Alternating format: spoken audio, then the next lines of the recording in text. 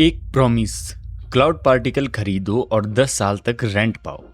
हजारों लोगों ने इन्वेस्ट किया। फिर नवंबर 2024 में ईडी ने रेड कर दी, बैंक अकाउंट्स फ्रीज और ऑफिशियल सील कर। फरवरी 2025 को सीईओ सुखविंदर सिंह खरोड़ एयरपोर्ट से गिरफ्तार और तब से न रेंट न रिफंड। सवाल सिंपल है, ये 3,500 करोड़ का एलएच स्कैम था क्या, या एक बिजनेस मॉडल जो इन्वेस्टिगेशन में फंस गया? चलिए शुरू करते हैं। व्यू नाउ ग्रुप ने क्लाउड पार्टिकल्स बेचने का कंसेप्ट लॉन्च किया। आइडिया ये था, आप डेटा स्टोरेज कैपेसिटी का एक हिस्सा खरीदते हो और कंपनी उसे रेंट पर देती है और आपको रेगुलर रिटर्न मिलता है।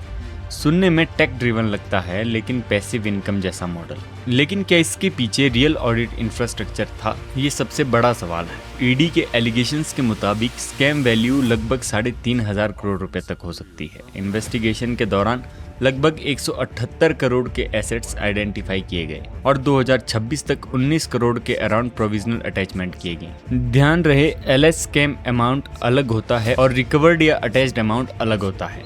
नवंबर 2024 को ईडी ने मल्टीपल लोकेशंस पर सर्च ऑपरेशन चलाया और सबसे बड़ा क्रूशियल स्टेप ये लिया कि कंपनी के बैंक अकाउंट ही फ्रीज कर दिए। इसका मतलब कंपनी पैसा ऑपरेट नहीं कर सकती थी।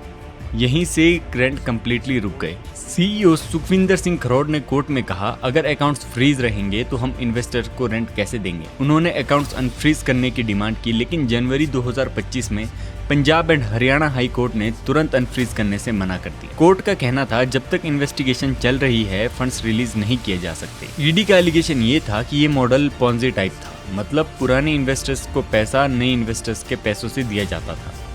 कोर्ट प्रोसीडिंग्स में बिजनेस मॉडल को नॉन सस्टेनेबल तक कहा गया, लेकिन फाइनल क्रिमिनल कन्विक्शन अभी तक नहीं हुई। इस बीच सबसे ज्यादा इम्पैक्ट किस पर पड़ा? इन्वेस्टर्स पर। ईएमआई रुक गई, सेविंग्स लॉक हो गई और मेंटल स्ट्रेस ज्यादा बढ़ गया। कुछ लोगों ने एक्सट्रीम स्टेप तक लेने की रिपोर्ट सामने आई। उनके लिए ये लीगल डिबेट नहीं, जिंदगी का क्राइसिस है। अगर कोई मॉडल 10 साल का फिक्स्ड रेंट प्रॉमिस करे तो उसके पास होना चाहिए transparent audit revenue, clear data centre contracts, publicly verifiable infrastructure. अगर ये सब क्लियर नहीं था तो रिस्क बहुत बड़ा हो सकता है। तो ग्राउंड रियलिटी क्या है? ईडी ने एक्शन लिया है, अकाउंट्स फ्रीज किए, एसेट्स अटैच किए।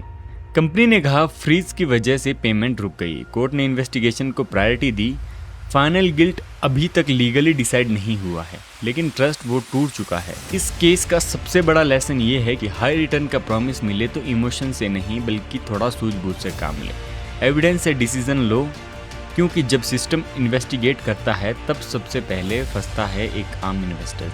हालांकि इस केस में अभी तक कंपनी गिल्टी प्रूव नहीं हुई है, क्योंकि अभी तक ईडी कोई ऐसा प्रूफ नहीं दिखा पाई, लेकिन फिर भी इन फ्यूचर ऐसी बहुत सी कंपनियां आ सकती है जिसमें आप अपना पैसा गंवा सकते हैं। तो सतर्क रहें, सुरक्षित रहें और बने रहें हमारे साथ। चैनल को सब्सक्राइब करना ना भूलें। Thank you very much.